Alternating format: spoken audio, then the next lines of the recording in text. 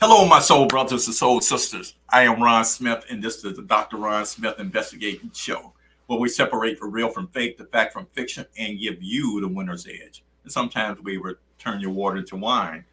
This is season 2, episode 3.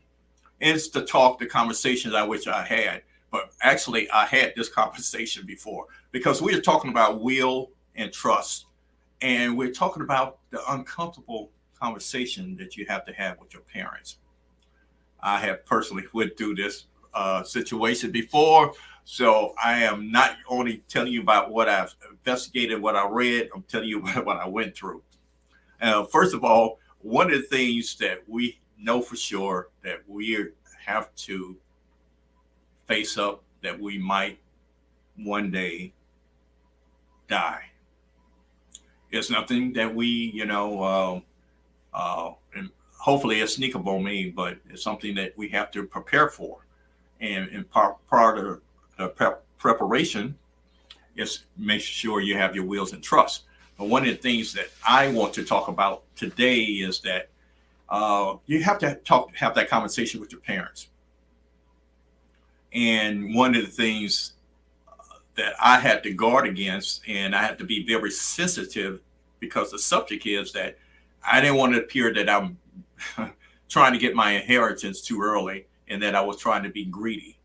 But one of the things that we know that when our parents become 65 to 75, or they begin to have declining health even earlier than that, that we have to have this talk. And the talk is basically how to properly distribute the assets that they have accumulated over their lifetime. And one of the things I have experienced is that you have to set aside some time to do it. It's nothing that you can't rush into it, and you can't rush them into it. So that's the reason why I'm prefaces with the age that when they get around 65, they're retired. They have more time that basically can set aside to actually have this discussion. And it has to be without a lot of any other activity going on, which means that basically it's almost like you have to set aside a date that either you with your parents, your mother and father, either or, and your siblings getting together and having this talk. I really think the fewer the better. And the reason I say that because you don't want a lot of commotion going on. And what I know for sure, even though you're talking about numbers and you're talking about dates and times, emotions always creep up in these conversations. And I'm going to be very delicate with some of the things I say for the simple fact that, well, first of all,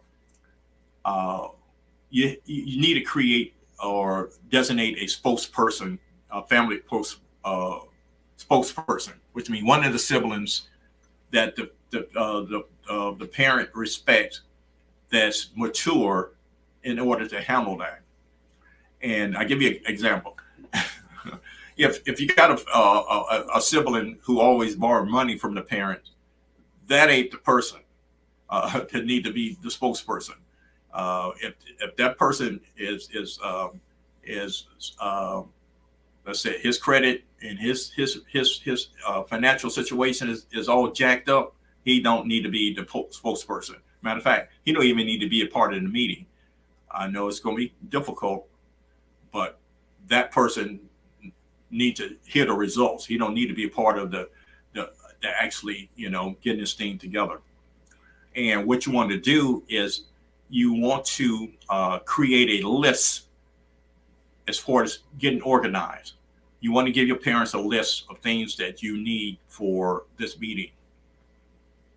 And one of the things that you need to get a handle of is that basically what are their income and expenses. You need to know, in general, basically, what's being, I guess, the cash flow situation. You have to get a good handle on the current cash flow situation, and then you need to understand where are the assets and where are the liabilities, and that would give you a picture of if they are up to date or if they're behind, or et cetera, et cetera.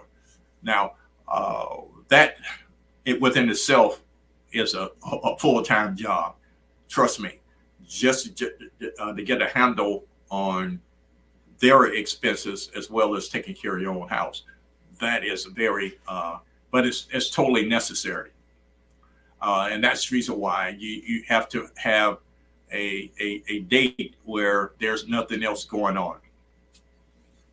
You need to have copies or originals of the marriage licenses for different reasons. And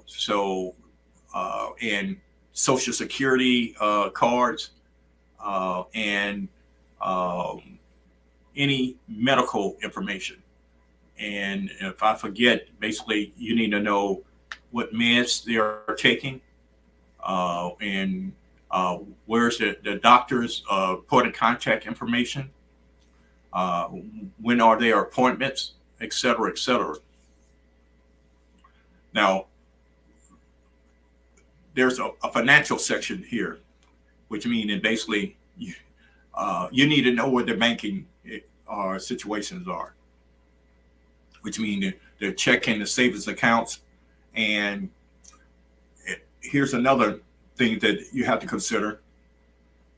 If they have any digital accounts, what are the usernames and the password? Now, what you can do is you can establish this as we're going to keep this in what I call an estate binder. All these forms that I'm asking you for will be put in an estate binder, which means that basically it can be in a safety deposit box, or it can be in a safe that's in their residence home. But you need to be able to have access to it. Of course, you're not supposed to give nobody your username and password, but it should be written down in a location where you can actually have access to it if you need it.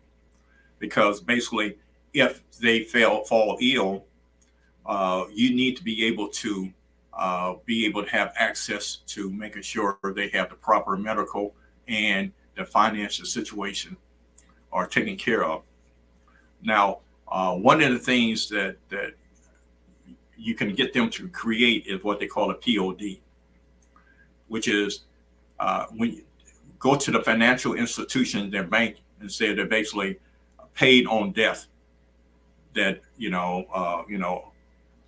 Ronald J. Smith or whoever is the spokesperson who's to be the point of contact is, which means that basically you want the POD.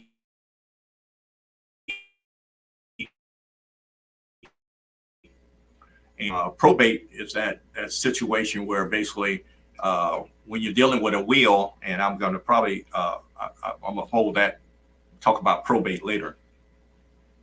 But that's one of the things that you want to do with the financial institution is that basically have that on the account, basically POD, that basically you or whoever the spokesperson have access to that account.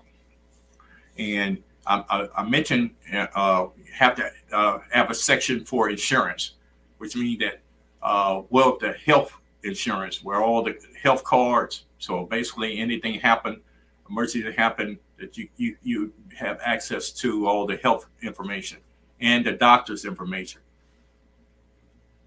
as well as the life insurance policies. Make sure you have access to that, and make sure the beneficiary is defined in those policies. And one of the things that you need to be addressed that most people don't address is there a long-term health care policy? More and more, the expense of going to assisted living or any one of those type facilities, or the prices is skyrocketing. If you have a long-term insurance policy, that can buffer the expense of what you actually do that. And another thing is if you don't want to go to a facility, can your home be turned into something that could be useful? That's one of the things that I have a friend that had a 2-story where they just built almost like a mother-in-law suite on the bottom floor, so they wouldn't have to go upstairs as much, because they kind of turned their 2-story into a ranch as far as functionality. Or will that parent live with one of the siblings? You might want to build an extension to, or have a mother-in-law suite, or have one of those tiny houses built behind your house. All those considerations has to be considered. And remember, I say POD was regarding the finance situation. What about a TOA, which is a power of attorney in case of a medical situation where they are incapacitated, and that they need to, you will have to make that a medical decision, which is one of the major ones that I personally had to address was DNR, which means do not resuscitate. That's one of the things. One of the conversations my mother and I had is that we made that decision prior to her even have to even discuss that. So that is one of the things that you need to understand, that has to be listed, be on your list. And what type of medications that your parents are on. That is very important. And as a side note is that one of the things that we all need to know is that we need to have a list of the medications that the parents are on. And if you know any concerns or health concerns about the grandparents, that need to be also be known, for the simple fact that now you're creating a history and legacy that the grandchildren and the children can be looking out for. If there's a history of prostate cancer with the men in your family, your grandchildren need to know that as well as your children. So that's another thing that why this is so important. As the same incident is that basically you need a power of attorney for finance also, because basically if somebody need to if you can't, or the parent can't make that financial decision, somebody should be able to have access to the finances. Now, what's the difference between a will and a trust? Now, a will is actually a estate plan that distributing your assets and property to your inheritance after you die. One thing about a trust is one of those things that you can distribute your assets as well, but you can do it while you're living.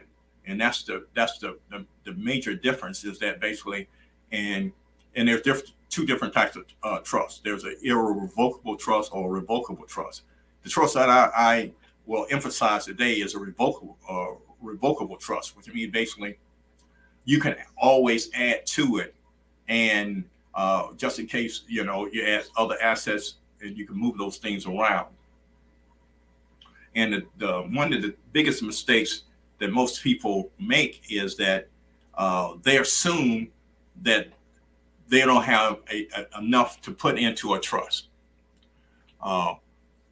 And we're going to get more into that making that mistakes and what's the difference after we have a commercial, and we'll take a commercial break. And on the flip side, wills and trust.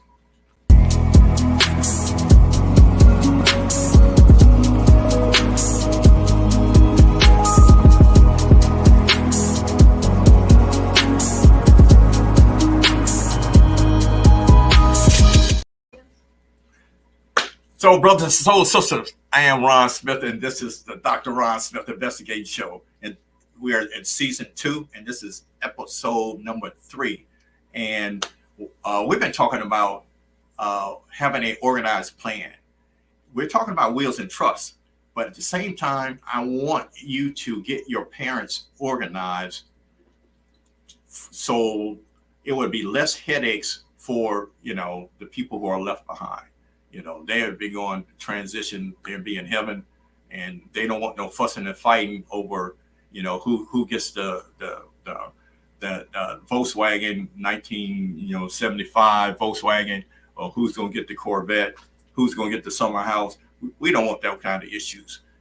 And believe it or not, I've seen people who fight over the smallest things.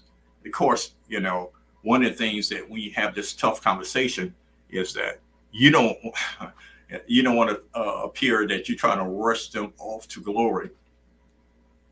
But at the same time, that basically part of your homework is part of being a mature adult, knowing that other people has made this transition, and you have to be responsible. And part of being responsible is actually coming together as a family unit, getting a spokesperson. And basically, I gave you the criteria of what I think the spokesperson should be. It should be the person that basically taking care of his own business first, and mature enough to speak candidly with the mother and the father, or both who's together, and come up with a viable plan. And I gave some ideas about the list that you should ask your parents to gather and create what I call an executive binder. And the executive binder is a binder that basically is kept in a safe place, whether it's in a safe deposit box or in a safe place, box of safe at home, where only a few people have access to it, that has this information in it. And it has the what's the current situation is, which means what the income and the expenses that's paid out monthly. Have a list of the assets, whether it's real estate, whether it's cars, whether it is portfolio, stocks and bonds. It has to be in an area where it can be easily accessible when that time comes. It should have the marriage licenses, the social security cards. It could be copies, Medicaid information, and etc. And also financial. It should have the banking information, savings and checking account information, and if it's a digital account, it should have the usernames and passwords. And by the way, while I'm thinking of it, you should have a username and password for their cell phones also, just in case you need to get in there and contact people that you don't have in your contacts, just in case if they pass, you can communicate to them also. That's something else that I just thought about off the top of my head. And one of the things about those financial institutions, it's called a POD, which means paid on death, which means that basically if your name is on that account as POD contact, you can avoid probate, and basically you can pay the expenses out of that savings and checking account that you won't have to worry about going to probate if they have this information listed in the will. You need to know what the insurance cards are, health insurance cards. We need to know their doctor's information, how we can get in contact with him. Life insurance policy, make sure they're up to date and all the beneficiaries are posted correctly. Whether you're considered long-term health care, whether, basically you're going to go to a medical facility, or basically, or if you have the Medicaid card, which means the government assistance, or basically if you're paying it for yourself, if you're you can afford to do that. Make sure you understand what type of medical over-the-counter drugs or any prescription drugs that they may be taking. You need a list of those and what they are. And I mentioned POD, but you also need a POA, which is a power of attorney financially, that you can make financial decisions just in case that they are incapacitated. And you need a POA for a medical decision just in case if they cannot communicate with the medical situation. Which leads us back to the wills and trusts. A good question was asked about the revocable trust. In a revocable trust, this is a trust that you are list your assets in, and you are living, and basically you control those assets, which means that you can add and subtract as long as you are living in that revocable trust. Now, there are also what they call an irrevocable trust, which means that once those are in place, only the trustees could actually move. They are in place, which means they're irrevocable, which is different from the will.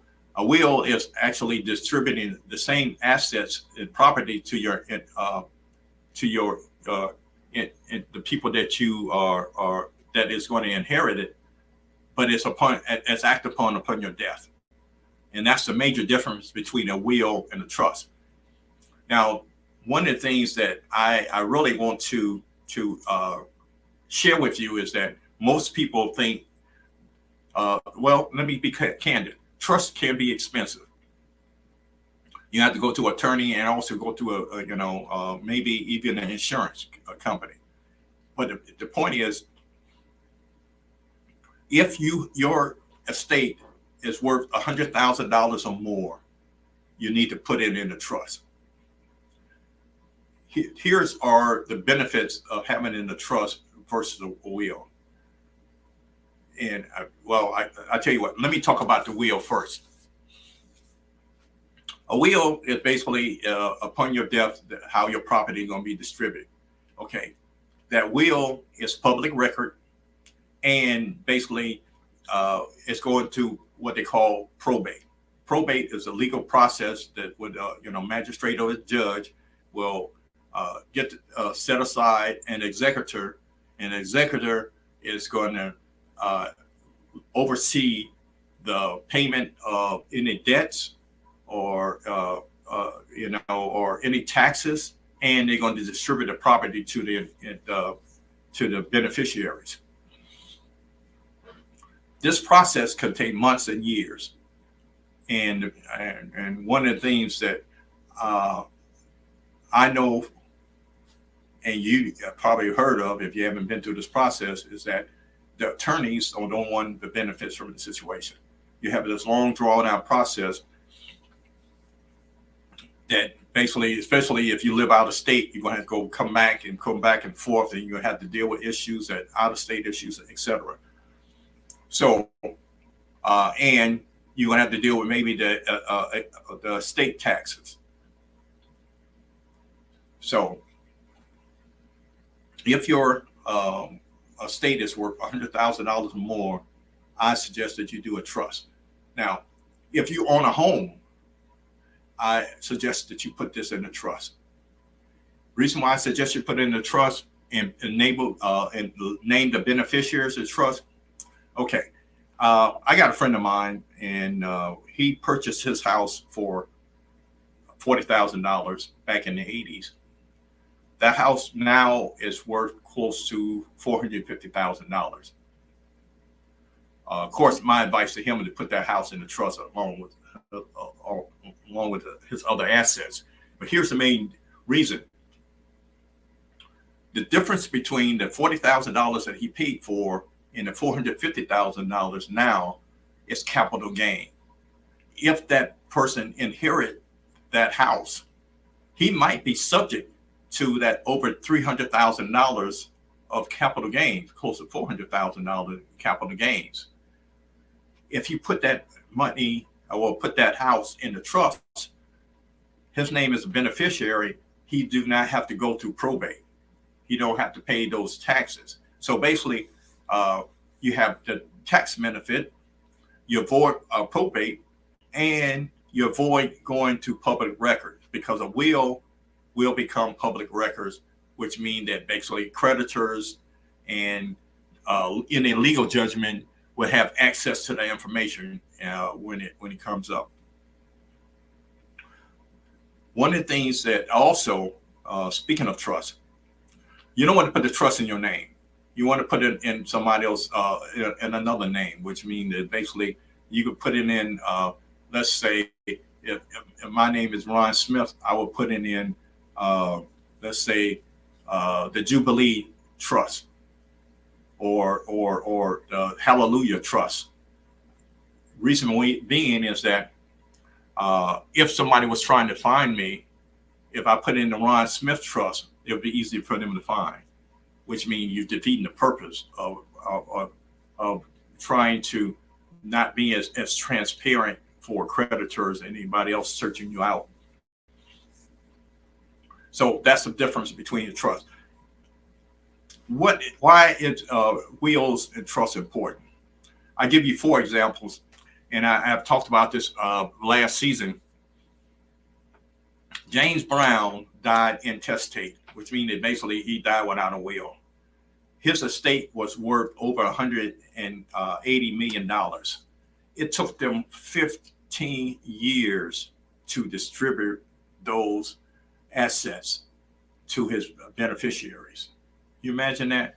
All the infighting that people have and all the stuff for even less than that. Took them 15 years to try to just to settle that. Aretha Franklin, yes, the Lady of Soul, estate was $80 million. Took her 4 years to settle because she had 2 different wills out there, and both of them was handwritten. So basically, a judge had to adjudicate and see which will was the one that basically was going to be executed for the estate. It took 4 years. One of my favorite artists, Prince Roger Nelson's estate was $150 million. It took him 6 years to settle that because he died intestate, which means basically he died without a will.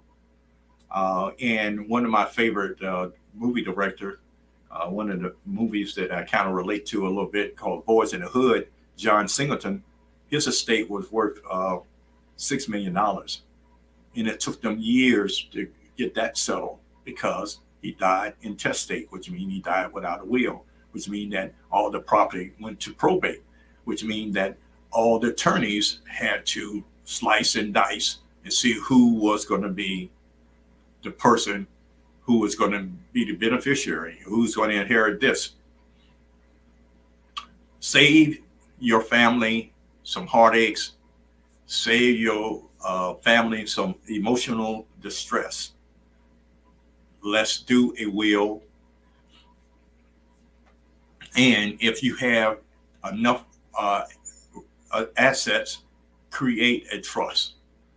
Put that home in a trust. If it's over $100,000, I guarantee you it's worth putting in the trust and naming the beneficiary.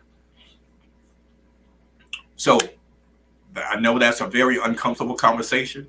You don't want to appear greedy. You don't want to appear to push your parents into a situation, and nobody wants to talk about dying, but it's going to happen.